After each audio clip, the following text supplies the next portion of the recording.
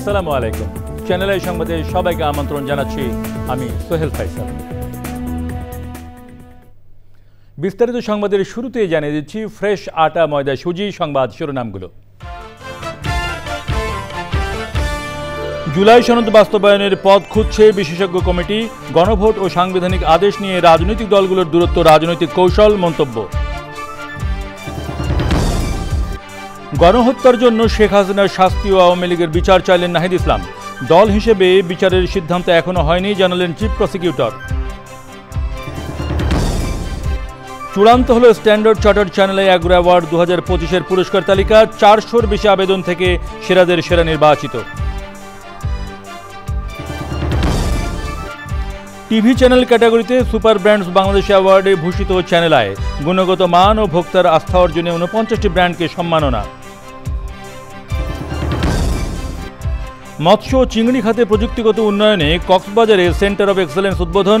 মৎস্য খাতে উৎপাদনশীলতা বাড়বে প্রত্যাশা। এবং সবুজে সাজায় বাংলাদেশ স্লোগানে সন্দ্বীপে প্রকৃত জীবন ক্লাবের বৃক্ষরোপণ। অভিঘাত মোকাবেলা ও অভিযোজন নিশ্চিতে সহায়ক হওয়ার প্রত্যাশা।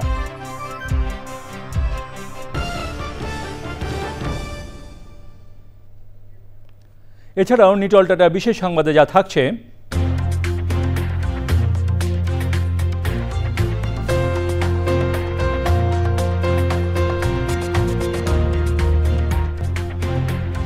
রাজধানীতে নভেম্বরে ইলেকট্রিক বাস আনার খবর।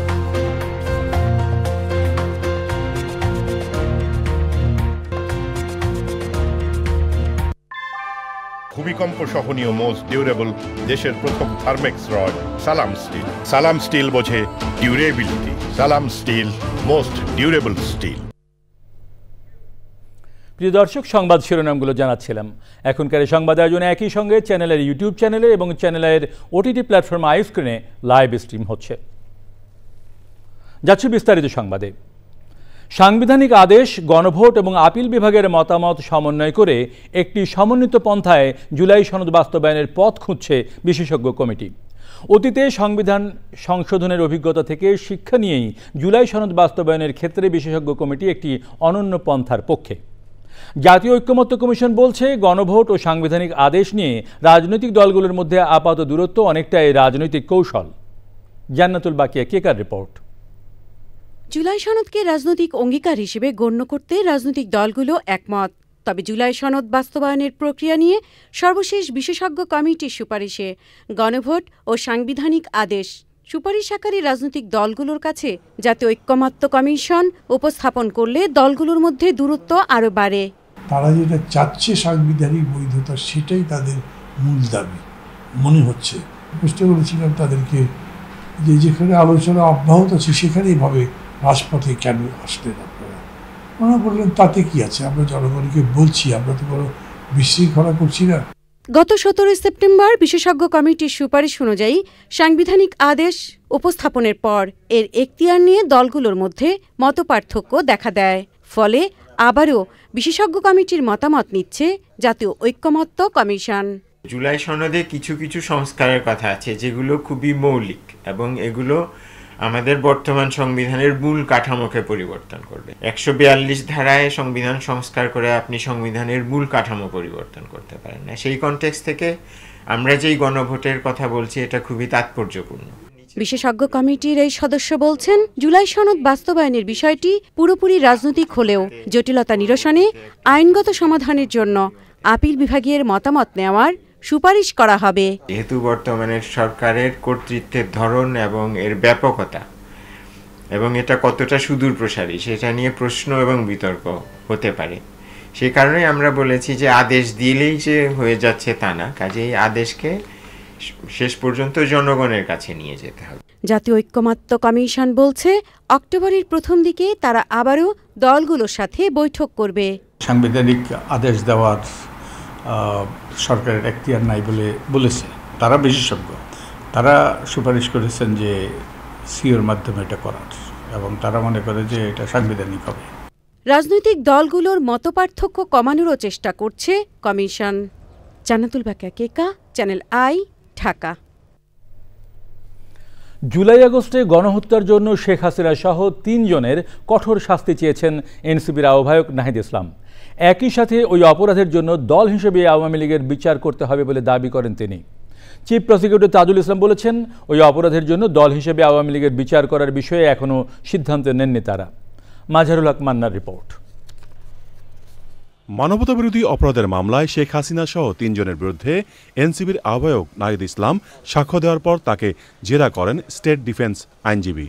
বিগত সরকারের পতন নিয়ে নাহিদ ইসলামকে প্রশ্ন করা হলে এ নিয়ে আপত্তি জানায় প্রসিকিউশন। তবে প্রশ্নের প্রাসঙ্গিকতা থাকায় তা গ্রহণ করে আদালত। জেরা শেষে আসামি ও আওয়ামী লীগের বিচার নিয়ে কথা বলেন সাক্ষী।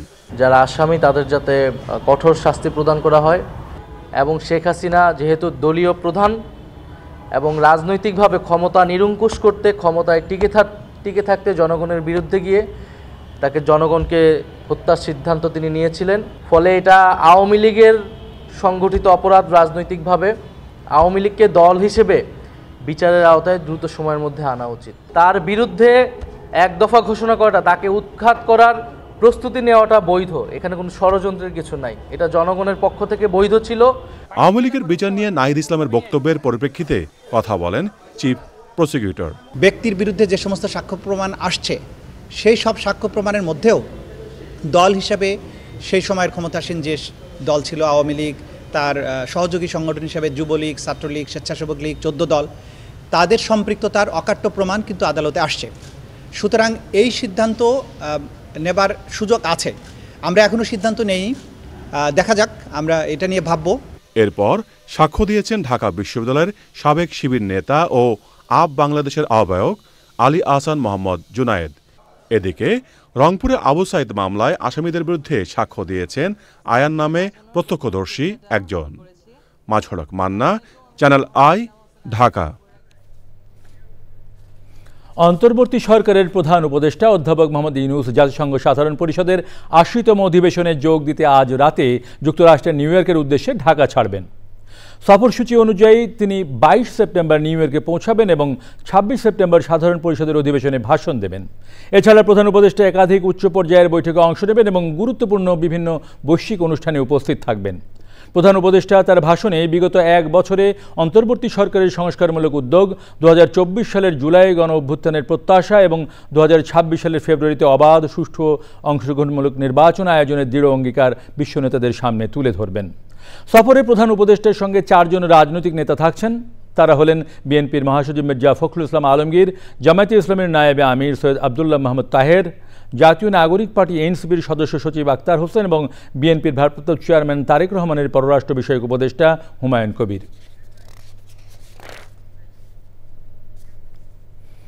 মহালয়ার মধ্য দিয়ে আনুষ্ঠানিকভাবে শুরু হলো সনাতন ধর্মাবলম্বীদের সবচেয়ে বড় উৎসব শারদীয় দুর্গাপূজা।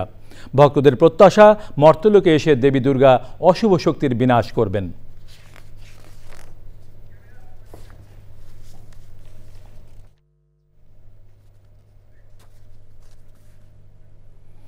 আসন্ন দুর্গাপূজা নির্বিঘ্নে হবে জানিয়ে স্বরাষ্ট্র উপদেষ্টা অবসরপ্রাপ্ত লেফটেন্যান্ট জেনারেল মোহাম্মদ জাহাঙ্গীর আলম চৌধুরী বলেছেন, এবার প্রতিমা ভাঙার যে ২-১টি ঘটনা ঘটেছে তার সাথে সাথে আইনগত ব্যবস্থা নেওয়া হয়েছে। তিনি বলেন, ২৪শে সেপ্টেম্বর থেকে আইন শৃঙ্খলা রক্ষাকারী বাহিনী পূজা মণ্ডপ পাহারায় থাকবে। আইন শৃঙ্খলা সংক্রান্ত উপদেষ্টা পরিষদ কমিটির সভায় আসন্ন পূজার নিরাপত্তা, জাতীয় নির্বাচন, রোহিঙ্গা, মাদক ও চোরাচালান সহ বিভিন্ন বিষয়ে আলোচনা হয়েছে। সভা শেষে স্বরাষ্ট্র উপদেষ্টা আরও বলেন, নির্বাচন আসলে ২-১টা ছোটখাটো ঘটনা ঘটে, নির্বাচন শান্তিপূর্ণ ও উৎসবমুখর পরিবেশে হবে বলে আশা প্রকাশ করেন স্বরাষ্ট্র উপদেষ্টা। চূড়ান্ত হলো Standard Chartered Channel I agro award ২০২৫-এর পুরস্কার তালিকা। বাংলাদেশ কৃষি বিশ্ববিদ্যালয়ের উপাচার্য সহ ৬ সদস্যের জুরি বোর্ড ১২টি ক্যাটাগরিতে ৪ শতাধিক আবেদনের মধ্য থেকে সেরাদের সেরা নির্বাচিত করেছেন। আগামী মাসের শেষ সপ্তাহে বিজয়ীদের হাতে সম্মাননা তুলে দেওয়া হবে। স্ট্যান্ডার্ড চার্টার্ড ব্যাংকের প্রধান নির্বাহী কর্মকর্তা নাসের এজাজ বিজয় জানিয়েছেন, চ্যানেল আইয়ের সঙ্গে কৃষককে সম্মানিত করার এই কাজটি চালিয়ে যাবেন তারা। রিজভি নওয়াজের রিপোর্ট। স্ট্যান্ডার্ড চার্টার্ড ব্যাংকের ১২০ আর চ্যানেল আইয়ের ২৭ বছর পূর্তির মাহেন্দ্রক্ষণে দুটি প্রতিষ্ঠানের উদ্যোগে চালু হওয়া অ্যাগ্রো অ্যাওয়ার্ডেরও ১০ম বর্ষপূর্তি। সেরা নারী ও পুরুষ কৃষক, সেরা মেধাবী সংগ্রামী নারী ও পুরুষ কৃষক, পরিবর্তনের নায়ক, জলবায়ু অভিযোজক প্রতিষ্ঠান, সেরা কৃষি সাংবাদিক, উদ্ভাবন এবং বাস্তবায়নের নিরিখে সেরা কৃষি প্রতিষ্ঠান, জুরি স্পেশাল, আজীবন সম্মাননা এবং সেরা ছাদ কৃষি উদ্যোক্তা। এই 12 ক্যাটাগরিতে 12 জন ব্যক্তি এবং প্রতিষ্ঠান পাবেন সম্মাননা। এখানে যারা সিলেকশন পেয়েছে তাদের সত্যি কন্ট্রিবিউশন আছে কৃষিক্ষেত্রে। অনেকগুলো আইটেমের ক্ষেত্রে এরকম কম্পিটিশন সো টাফ এবং খুব বেশি আমি বলবো যে মার্জিনাল ডিফারেন্স ছিল। আমাদেরকে তারপরও এমন কিছু জিনিস বের করতে হয়েছে যার মধ্য দিয়ে একজন ইউনিক ছিল। কৃষককে নিয়েই বাংলাদেশ, তো সেটাকে চ্যানেল আই সবচেয়ে বেশি মূল্যায়ন করেছে। আবার এই অ্যাওয়ার্ডের মাধ্যমে ইনোভেটিভ উদ্যোক্তাদের পরিচিত করিয়ে দিয়ে অনুপ্রাণিত করেছে। কিভাবে তারা অনেক বাধা অতিক্রম করেও সফলতার গল্প তৈরি করছেন কৃষি ক্ষেত্রে। যোগ্যতম প্রতিযোগী বাছাইয়ে সর্বোচ্চ পেশাদারিত্ব বজায় রাখা হয়েছে, জানালেন জুরি বোর্ডের সদস্যরা। এটা আমরা অত্যন্ত ন্যায়সঙ্গতভাবে বিচার করেছি। চূড়ান্তভাবে নির্বাচিত হলো, তাদেরকে আমি অভিনন্দন জানাই। ছাদে এখানে যারা পুরস্কার আমরা যাদের জন্য দেব আমরা সিদ্ধান্ত দিয়েছি, সেখানেও আসলে সুচিন্তিত তেমন কোনো পরিকল্পনা নাই। যখন যেটা হয় সব গাছে লাগায়, কিন্তু ছাদে আসলে সব গাছ হবে না। যে বাসায় ছাদ কৃষি আছে সেই বাসার ঠিক তার নিচের ফ্লোরটা ঠান্ডা, এটা একদম সবাই বলছে যে আমাদের ওই সারা রাত এসি চালায় আর এখানে দেখা যায় যে উপর খোলা থাকলে রাত 3-4টার আগে ঘর ঠান্ডা হয়। সবচেয়ে বড় কথা হচ্ছে যেটা পরিবেশকে সে কন্ট্রিবিউট করছে। আমরা খুবই ব্লেসড যে খুবই নলেজেবল জুরি বোর্ড ছিলেন, খুবই ইন্টারঅ্যাক্টিভ সেশন হয়েছে এবং আমরা যারা মনে করেছি যে এই আউটকামটা হয়েছে খুবই ফেয়ার। অবশ্যই বলার অপেক্ষা রাখে না, চ্যানেল আই অ্যান্ড সিরাজ ভাই আমার সাথে থাকাতে জিনিসটার এক তাৎপর্য অন্যরকম লেভেলে নিয়ে যায়। তো আমরা আশা করছি যে এটা কন্টিনিউ করে যাবে এবং আমরা দিন দিন এটাকে আরো বড় করতে পারবো। আবেদনকারীদের মধ্য থেকে সেরাদের বাছাইয়ে গবেষণা ও মূল্যায়নে সহযোগিতা করেছে ডেভেলপমেন্ট রিসার্চ ইনিশিয়েটিভ নামের একটি প্রতিষ্ঠান। রিজভিন আওয়াজ, channel I, Dhaka. Television channel ক্যাটাগরিতে সুপার ব্র্যান্ডস বাংলাদেশ 2025-2026 সম্মাননা পেয়েছে দেশের প্রথম digital television channel, channel I. শনিবার সন্ধ্যায় রাজধানীর একটি হোটেলে দেশের শীর্ষস্থানীয় ব্র্যান্ডগুলোর নির্বাহী ও প্রতিনিধিদের হাতে সম্মাননা তুলে দেওয়া হয়। পণ্যের গুণগত মানসহ নানা ক্যাটাগরিতে ভোক্তাদের আস্থা অর্জন করায় এবছর 49টি ব্র্যান্ড পেয়েছে সুপার ব্র্যান্ডস বাংলাদেশের সম্মাননা। লাইলা নওশিনের রিপোর্ট। দেশের 49টি শীর্ষস্থানীয় ও আস্থাভাজন ব্র্যান্ডকে সম্মাননা জানিয়ে সুপার ব্র্যান্ডস বাংলাদেশ 2025-26 সম্মাননার গালা আয়োজন। সুপার ব্র্যান্ডস বাংলাদেশের উদ্যোগে এই দ্বিবার্ষিক আয়োজনে কর্পোরেট অঙ্গনের শীর্ষ নির্বাহী, ব্যবসায়িক প্রতিনিধি ও শিল্পপতিদের উপস্থিতিতে অনুষ্ঠিত হয় এই অনুষ্ঠান। So to tonight's winners, a very warm congratulations. You have shown the vision, the leadership, the creativity of creating the super brands of Bangladesh. But the journey is just beginning when you look at the broader horizon. This year's selection has been made through a highly distinguished council, as you have already mentioned, as you have already seen. If there are no further questions on the procedure and the process, ব্র্যান্ডের ঐতিহ্য, category প্রাসঙ্গিকতা, গুণগত মান, কার্যকারিতা সম্পর্কে ভোক্তার আস্থায় সর্বোচ্চ score পাওয়া ব্র্যান্ডগুলোই সুপার ব্র্যান্ডস মর্যাদা অর্জন করেছে। সফলতা ও জনপ্রিয়তার ধারাবাহিকতায় এবছরও সেরা টেলিভিশন চ্যানেল হিসেবে সম্মাননা পেয়েছে জনপ্রিয় টেলিভিশন চ্যানেল, চ্যানেল আই। সম্মাননা গ্রহণ করেন ইমপ্রেস টেলিফিল্ম লিমিটেড ও চ্যানেল আই এর পরিচালক জহিরুদ্দিন মাহমুদ মামুন।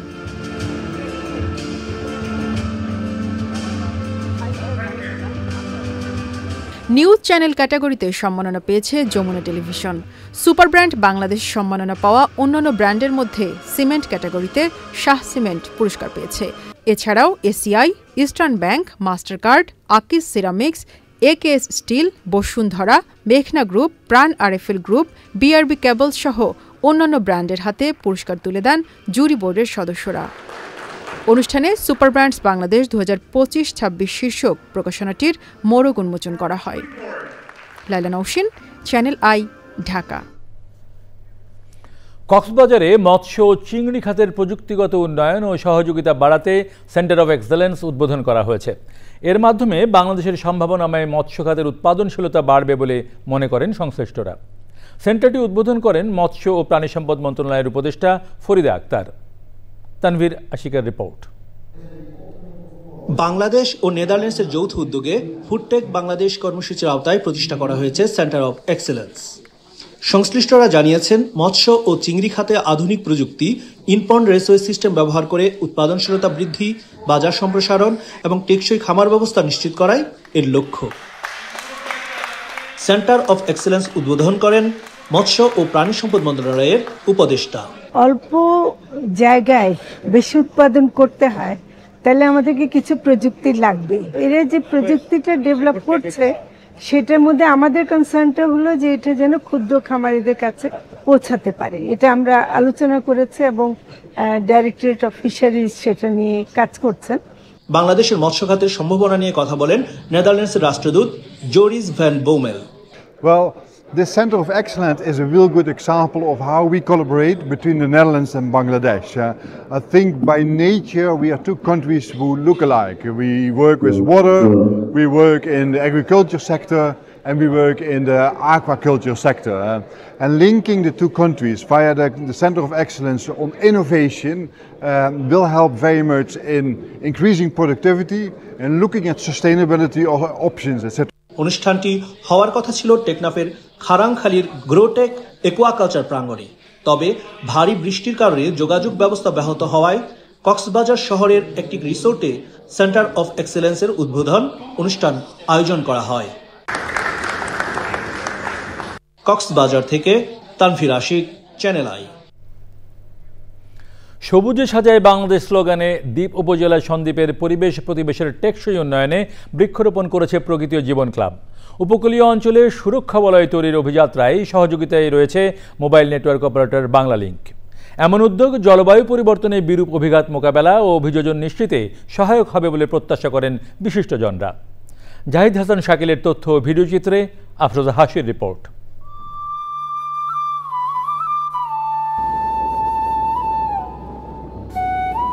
চারদিকে সাগরের অথই জলরাশি আর মাঝখানে সবুজে মোড়া একখণ্ড ভূমি সন্দ্বীপ। চোখ জুড়ানো সৌন্দর্যের বিপরীতে চট্টগ্রামের এই দ্বীপবাসীর কাছে ঝড় জলোচ্ছ্বাসের মতো দুর্যোগ যেন নিত্যসঙ্গী। দ্বীপবাসীর টিকে থাকার লড়াইয়ে একাত্ম হয়ে সবুজ সুরক্ষা বলয় তৈরিতে বাংলালিংকের সাথে নিয়ে প্রকৃতি ও জীবন ক্লাবের বৃক্ষায়ন। এই সন্দ্বীপে কিন্তু ঝড় জলোচ্ছ্বাস অনেক বেশি হয়, কারণ এটা একটা দ্বীপ, চারিদিকে সমুদ্রের পানি। এইখানে আমরা যদি ম্যানগ্রোভের চারা এবং অন্যান্য গাছ লাগিয়ে বেষ্টনী তৈরি করি, তাহলে 40% এই ঝড় জলোচ্ছ্বাসকে সে কিন্তু রুখে দেয়। সন্দ্বীপে আসুন আমরা হাতে হাত মিলিয়ে এই ম্যানগ্রোভের চারা রোপণ করি এবং সন্দ্বীপকে সুরক্ষিত করি। আসুন সারা বাংলাদেশটাকে সবুজে ছেয়ে ফেলি এই বৃক্ষরোপণের মাধ্যমে। পরিবেশ রক্ষার অভিযাত্রার সারথি নতুন প্রজন্মের হাতে তুলে দেওয়া হয় ধরিত্রীর আদিপ্রাণ বৃক্ষ। বাচ্চাদের মধ্যে গাছ লাগানোর যে উৎসাহ সৃষ্টি করছে, এটা সত্যি প্রশংসার দাবিদার। শুধু সবুজে সাজাও বাংলাদেশ হলে হবে না, শান্তিতে সাজাও বাংলাদেশ এই স্লোগানও প্রত্যেক ধারে ধারে প্রত্যেক মানুষের কাছে পৌঁছে দিতে হবে। আমরা যেমন উপকৃত হচ্ছি, তেমনই চ্যানেল আইয়ের এই যে হৃদয়ে বাংলাদেশ এই স্লোগানটু ঘরে ঘরে পৌঁছে যাচ্ছে। গাছ ছাড়া তো আমরা একটা মুহূর্ত বাঁচতে পারি না। অনেকগুলো গাছ দিয়েছে, গাছ থেকে আমরা অক্সিজেন পাই, খাদ্য পাই। পরিবেশকে রক্ষা করার জন্য এটা একটি সামাজিক আন্দোলনের রূপদান করছেন এবং এটাই হওয়া উচিত। বৃক্ষরোপণ কর্মসূচির মাধ্যমে তাদের মধ্যে যেমনি সচেতনতা সৃষ্টি হয়েছে, সাথে সাথে প্রকৃতি ও জীবন ক্লাবের যে আয়োজন, সে আয়োজন সফল ও সার্থক হয়েছে। বৃক্ষায়ন কর্মসূচি সন্দ্বীপকে আরো সবুজ ও নিরাপদ করে তুলবে প্রত্যাশা সুধীজনদের। সন্দ্বীপের মানুষ উজ্জীবিত হবে, নতুন প্রজন্ম উজ্জীবিত হবে, যাতে করে আমরা এই বৃক্ষরোপণের যে অভিযান, সেই অভিযানের মাধ্যমে আমরা প্রকৃতিগতভাবে যে সুবিধা পাওয়ার অধিকার সংরক্ষণ করি, সেটা যাতে বাস্তবায়ন হয়। ঘূর্ণিঝড়কে রুখতে হলে আমাদেরকে গাছপালা অনেক বেশি লাগাইতে হবে। এই বেরি বাঁধের চারিধারে যদি বৃক্ষরোপণ করা হয়, সন্দ্বীপ একটি চমৎকার জায়গা স্পট হিসেবে পরিগণিত হবে। প্রকৃতি ও জীবন রক্ষায় সবুজায়নের এই উদ্যোগকে আন্দোলনে পরিণত করতে সবাইকে এগিয়ে আসার আহ্বান সংশ্লিষ্টদের। আফরোজা হাসি, চ্যানেল আই। এবারে এশিয়া কাপ টি20 ক্রিকেট।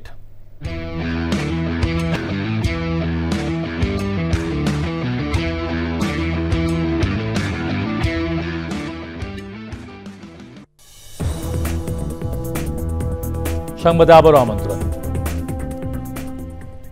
যুক্তরাজ্যের সান্ডারল্যান্ড শহরে 1960-এর দশকে বাংলাদেশি রেস্তোরাঁর মাধ্যমে পথ চলা শুরু করা এই কমিউনিটি তাদের সাংস্কৃতিক ও সামাজিক প্রয়োজনে গড়ে তোলা মসজিদ এবং কমিউনিটি সেন্টারের আধুনিকায়নে 2022 সালে উদ্যোগ নেয় স্থানীয় তরুণরা। আওয়াজ প্যানেল নামে একদল তরুণ স্বেচ্ছাশ্রমের ভিত্তিতে এই কাজ করছেন। যুক্তরাজ্য থেকে মোহাম্মদ আলমগীরের রিপোর্ট। যুক্তরাজ্যের সান্ডারল্যান্ড শহরে বাংলাদেশি কমিউনিটির 25 বছর পূর্তি উপলক্ষে রজত জয়ন্তী উদযাপন 1.3 মিলিয়ন পাউন্ড ব্যয়ে আধুনিকায়িত কমিউনিটি সেন্টারের উদ্বোধন হয়েছে। সান্ডারল্যান্ড সিটির লর্ড মেয়র ব্রিটিশ বাংলাদেশি বংশোদ্ভূত এহতেশাম হক, ম্যানচেস্টারে নিযুক্ত বাংলাদেশের সহকারী হাইকমিশনার মোহাম্মদ জুবায়েদ হোসেন যৌথভাবে কেন্দ্রটি উদ্বোধন করেন। ইউকে গভর্নমেন্টের ইউথ ইনভেস্টমেন্ট তহবিল থেকে কেন্দ্রের ম্যানেজার আবু শামা ও তার সহকর্মীদের অভিজ্ঞতা এবং বর্তমান ম্যানেজমেন্ট কমিটি সৈয়দ মুসাদ্দিক আহমেদ, মোহাম্মদ শাহিন, মল্লিক শহীদ মিয়া সহ তাদের সহকর্মীর অক্লান্ত পরিশ্রমের সাফল্যের সাথে সম্পন্ন হয় এই প্রকল্প। রজত জয়ন্তী উদ্বোধনী অনুষ্ঠানে সঞ্চালনার দায়িত্ব পালন করেন মোহাম্মদ শাহিন ও ক্রীড়া সম্পাদক সৈয়দ মুয়াজ্জিল আলী। ম্যানচেস্টারে নিযুক্ত বাংলাদেশের সরকারের সহকারী হাইকমিশনার মোহাম্মদ জুবায়ের হোসেন বলেন, দীর্ঘ 25 বছর ধরে সেবা দিয়ে আসা এই সেন্টারটিতে এখন স্বাস্থ্যসেবা, শিক্ষা কার্যক্রম, যুবকদের জন্য ফুটবল প্রশিক্ষণের ব্যবস্থা রয়েছে। তারা এই সেন্টারটার উপযুক্ত ব্যবহার করবেন, তাদের দৈনন্দিন কাজে প্রশিক্ষণ থেকে শুরু করে যারা এজেড পিপল আছে তাদের জন্য ব্যবস্থা আছে, এখানে বাচ্চাদের জন্য আছে। Sunderland Bangladesh International Center remains committed to creating a fairer, healthier and more inclusive Sunderland. আজকে আমরা সেন্টার কমিউনিটি ডেভেলপমেন্ট দায় আজকে আমরা দায় এই সুযোগ সুবিধা তৈরি হয়েছে, যে কারণে ইয়ং স্টার হল সেন্টারমুখী হয়েছে। সবাই আরও বক্তব্য রাখেন সৈয়দ মইনুল ইসলাম, সৈয়দ আমির আলী, সৈয়দ রাকিব সিকদার, আবুল কালাম আজাদ, সৈয়দ খালেদ মিয়া অলিদ সহ প্রমুখ। এই উদ্যোগটি সান্ডারল্যান্ডের বাংলাদেশি কমিউনিটির সাংগঠনিক শক্তি এবং সামাজিক অবস্থানের একটি উজ্জ্বল দৃষ্টান্ত হয়ে থাকবে। যুক্তরাজ্যের সান্ডারল্যান্ড থেকে মোহাম্মদ আলমগীর, চ্যানেল আই। গাজায় ইসরায়েলি হামলায় একদিনে আরও 91 ফিলিস্তিনি নিহত হয়েছেন। গাজা সিটি দখল করতে সেখানকার মানুষদের দক্ষিণাঞ্চলের কনসেন্ট্রেশন জোনে ঠেলে দিতে আকাশ ও স্থল হামলা চালাচ্ছে ইসরায়েল। গাজা সিটির বসতবাড়ি, স্কুলে তৈরি আশ্রয়কেন্দ্র ও বাস্তুচ্যুতদের তাঁবু লক্ষ্য করে শনিবার হামলা চালায় ইসরায়েল। এতে নিহত হয়েছেন অন্তত 76 জন। শহর থেকে ট্রাকে করে পালানোর সময় প্রাণ হারান আরও 4 জন। একই দিনে গাজা সিটির সবচেয়ে বড় হাসপাতাল আল শিফার এক পরিচালকের বাড়িতে হামলা চালালে তার ভাইয়ের পরিবারের অন্তত 5 জন নিহত হন। এবারে নিটল টাটা বিশেষ সংবাদ।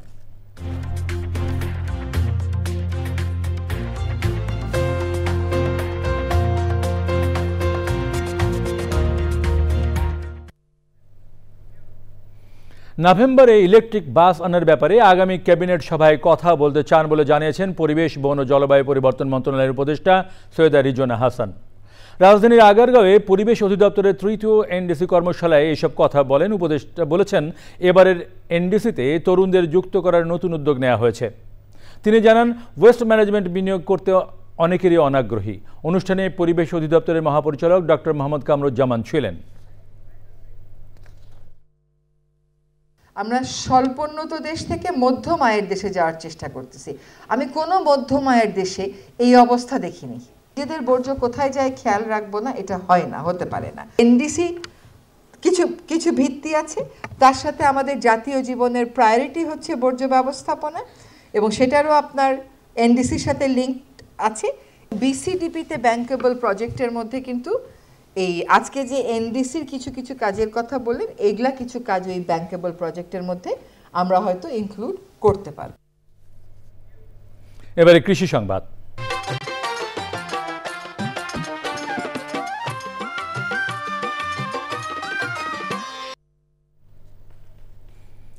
এবছর ঢাকা জেলার ধামরায়ে রোপা আমন চাষে কৃষক ভালো ফলনের আশা করছেন।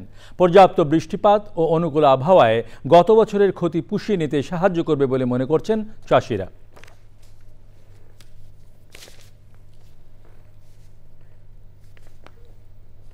এবারে প্রকৃতি সংবাদ।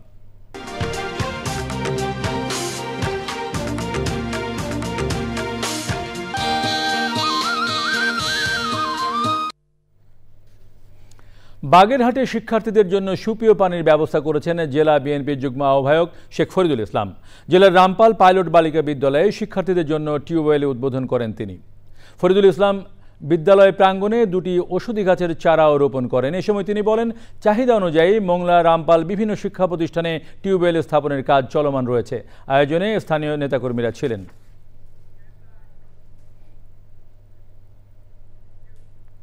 পূবালী ব্যাংক বাণিজ্য সংবাদ।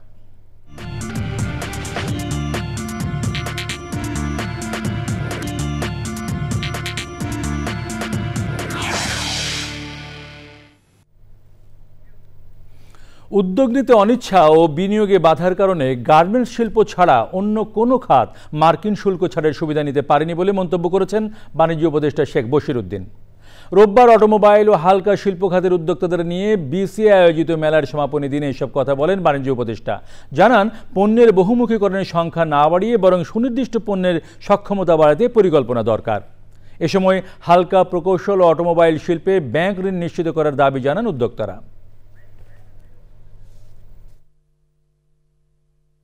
আমরা স্বাধীনতা পূর্বে আমাদের যে অর্থনৈতিক অনুমান ছিল, প্রত্যেকটা অনুমানকে আমরা ধ্বংস করেছি। আমরা আগাতে পারিনি। আজকে বাংলাদেশ মেশিন টুলস ফ্যাক্টরি দেখি হ্যান্ড স্যানিটাইজার বানায়, লজ্জা লাগে আমাদের। হার্পিক টাইপের কি ধরনের প্রোডাক্ট বানায়। Bangladesh diesel plant, internal combustion engine বানানোর জন্য ডিজাইন করা যে ফ্যাক্টরি, সে ফিল্টার বানাচ্ছে। This is not where we should be. দেখছেন চ্যানেলের সংবাদ। সংবাদে আবারও খানিকক্ষণের বিরতি, আর বিরতির পর অন্যান্য সংবাদের সঙ্গে থাকছে নির্বাচনী তফসিলে সংশোধন আনল বিসিবি। ক্রীড়া উপদেষ্টা ও বোর্ড সভাপতির বিরুদ্ধে হস্তক্ষেপের অভিযোগ আনলেন তামিম ইকবাল।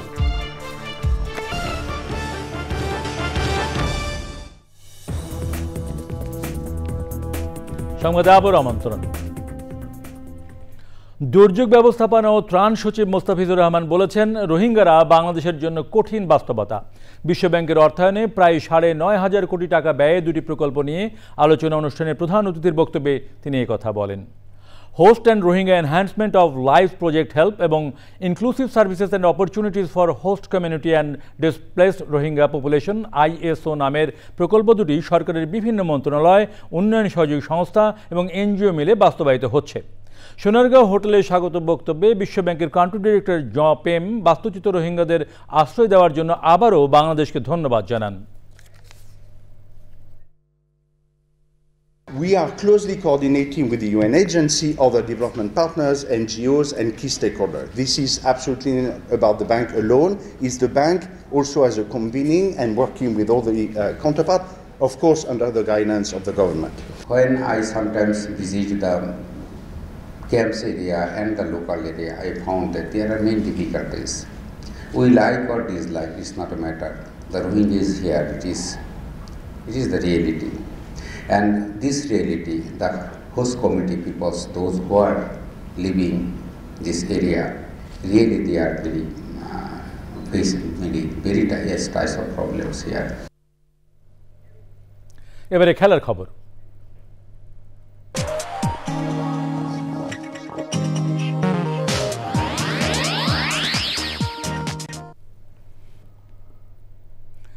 বিসিবির নির্বাচনের তফসিলে সংশোধন এনেছে বাংলাদেশ ক্রিকেট বোর্ড। 4 অক্টোবরের বদলে নির্বাচন হবে 6 অক্টোবর। এর আগে শনিবার ভোটার তালিকার খসড়া প্রকাশের কথা থাকলেও 2 দিন পিছিয়ে তা দেয়া হবে সোমবার সন্ধ্যায়। মনোনয়ন ফর্ম বিক্রি হবে 26 সেপ্টেম্বর থেকে 27 সেপ্টেম্বর পর্যন্ত। 28 তারিখ মনোনয়ন দাখিল করতে হবে বিকেল 5টার মধ্যে। এর পরদিনই মনোনয়ন বাছাই শেষে 30 সেপ্টেম্বর আপিল গ্রহণ ও তার শুনানি চলবে।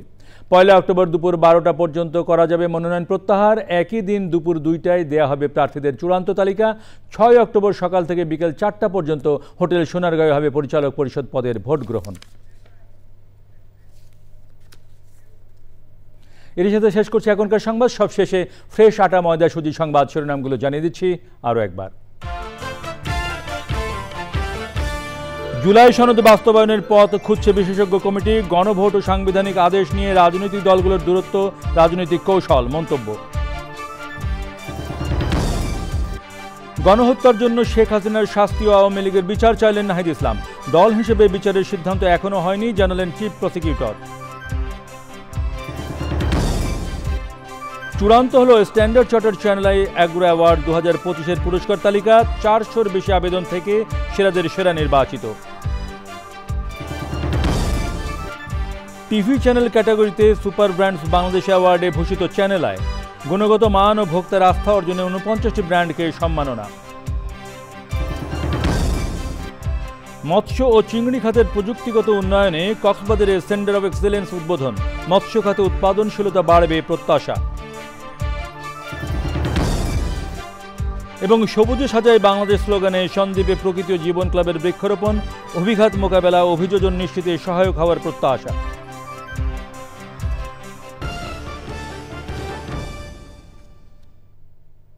প্রিয় দর্শক, চ্যানেলের সর্বশেষ সংবাদ জানতে ভিজিট করুন channelionline.com-এ।